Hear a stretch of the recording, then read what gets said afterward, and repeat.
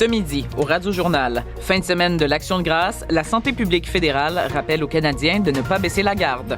Nous devrons, malgré des gains importants, continuer d'appliquer les précautions de base essentielles. L'emploi revient à son niveau pré-pandémique au Canada. Et prix Nobel de la paix, 2 journalistes sont récompensés pour leur combat courageux pour la liberté d'expression.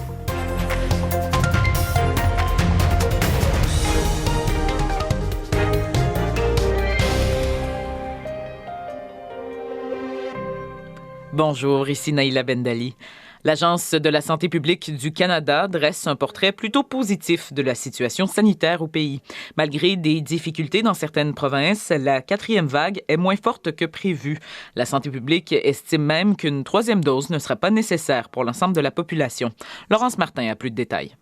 Depuis la dernière modélisation début septembre, le nombre de cas signalés a augmenté à un rythme plus faible que prévu. Il y a eu plus de 3 700 cas signalés dans la dernière semaine, mais on s'attendait à un pic d'environ 8 000 cas.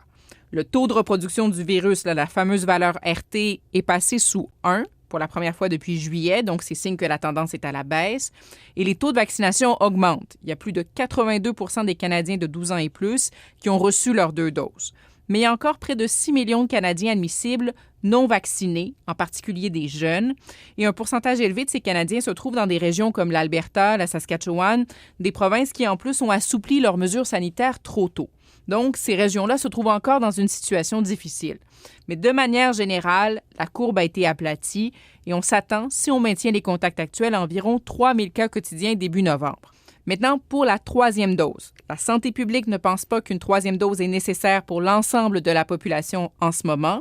Peut-être, disent-ils, pour les personnes plus vulnérables, mais pour l'instant, les autres adultes semblent bien protégés. On peut écouter le Dr Howard New de la santé publique. Pour l'instant, on voit aussi avec les données probantes ici au Canada, on a encore une bonne protection, sûrement pour les maladies graves dans la population générale. Et en terminant, pour la longue fin de semaine de l'Action de grâce, les autorités de santé publique disent aux gens de ne pas baisser la garde et de faire attention, particulièrement les personnes non vaccinées. Ici Laurence Martin, Radio-Canada, Ottawa. Un groupe d'experts ontariens lance une mise en garde au sujet de l'augmentation des cas d'épuisement professionnel dans les hôpitaux. Ces experts, qui ont conseillé le gouvernement Ford durant la pandémie, estiment que le niveau d'épuisement est tel qu'il pose une menace au maintien d'une main-d'œuvre fonctionnelle en santé. Anne-Marie Tricky a plus de détails.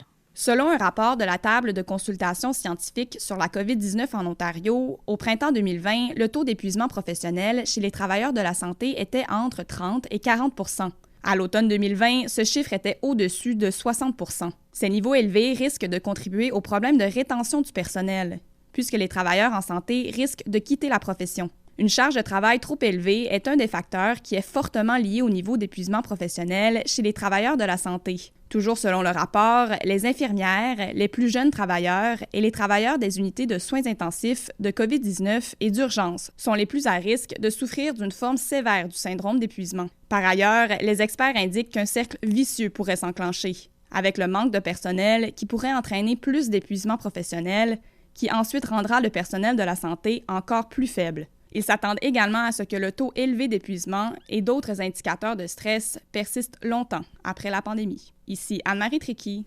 Radio-Canada, Toronto. Le marché de l'emploi prend du mieux au pays après avoir atteint un creux historique durant la pandémie. Le taux d'activité est même revenu à son niveau pré-pandémique. En septembre, 157 000 emplois ont été créés et le taux de chômage a baissé pour s'établir à 6,9 %. Les précisions de Juliane Lamoureux. Pour le 4e mois d'affilée, le taux de chômage recule au pays. Cette meilleure posture de l'emploi au Canada est due en grande partie à la création d'emplois à temps plein chez les 25 à 54 ans.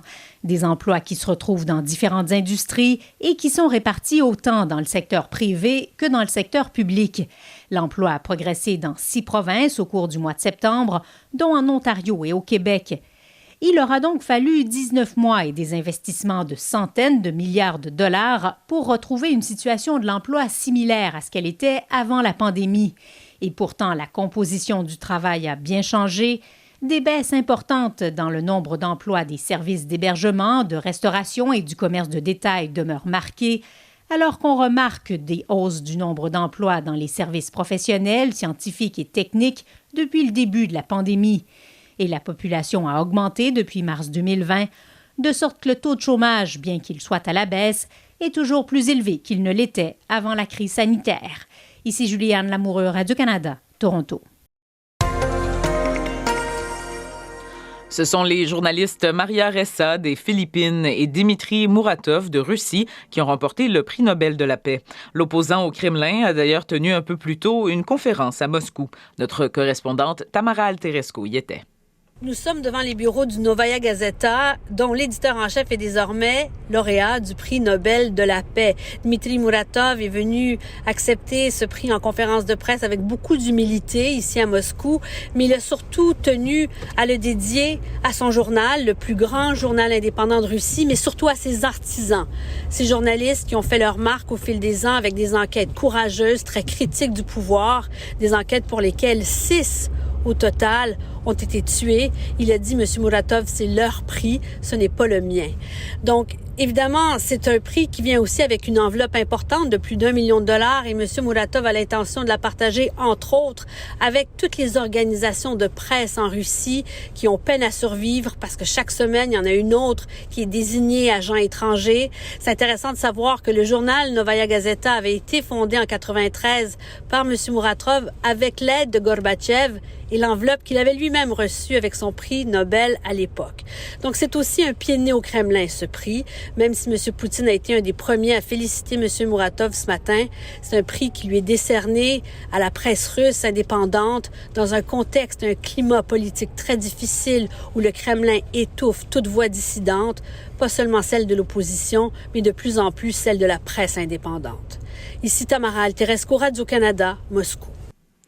Au moins 50 personnes ont été tuées et 140 autres blessées dans un attentat suicide commis dans une mosquée chiite de la ville de Kunduz, dans le nord-est de l'Afghanistan. Au moment de l'explosion, le lieu de culte était bondé à l'occasion de la grande prière du vendredi. Cette explosion survient après plusieurs attentats ces dernières semaines, pour la plupart revendiqués par le groupe armé État islamique en Afghanistan, ennemi des talibans qui dirigent maintenant le pays.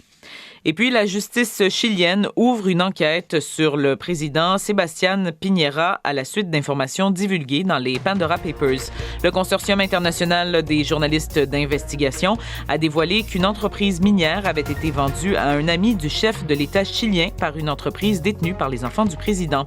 La transaction de 152 millions de dollars contenait une clause en vertu de laquelle le gouvernement de Sebastián Piñera s'engageait à ne pas établir une zone de protection environnementale sur la région d'exploitation de la société minière.